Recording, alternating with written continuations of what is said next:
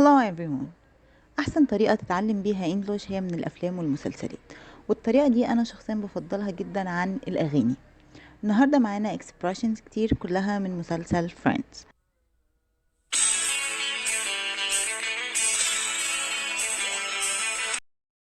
من غير رغي كتير يلا نشوف أول expression.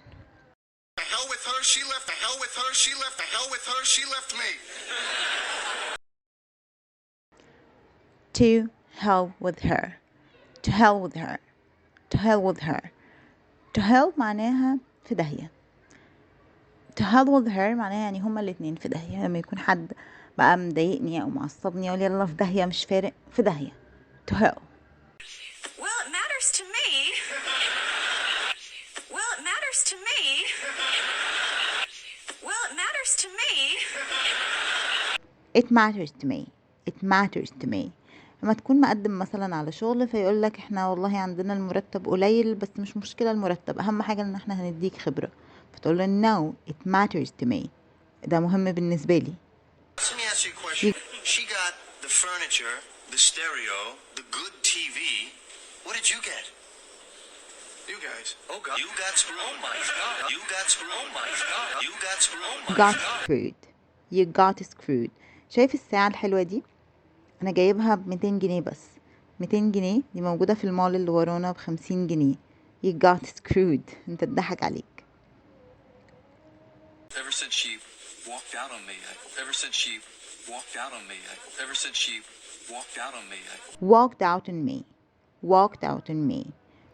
walk out on معناها ان واحد ساب مراته او واحده سابت جوزها بس بشكل مفاجئ، يعني سابته فجأة، مش ان هما بس قرروا ينفصلوا او قرروا يتطلقوا، لا ده واحد ساب التاني بشكل مفاجئ.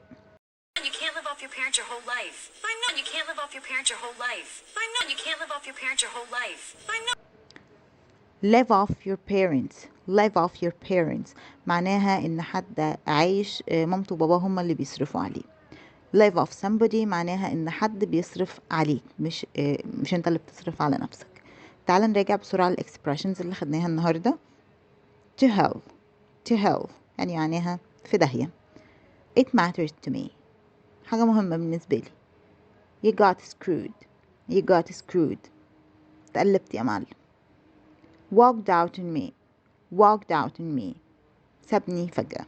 live off your parents عايش على قفا مامته وبابا. بليز لو عجبكم الفيديو ده وحابين فيديوهات تانية من نفس السلسلة دي اعملوا لايك وشير وسبسكرايب وقولوا لي تحت في الكومنتس. ولو في مسلسل معين او حاجة معينة بتحبوها وعايزين ناخد expressions منها اكتبوا لي اسمها في الكومنتس. Thank you for watching.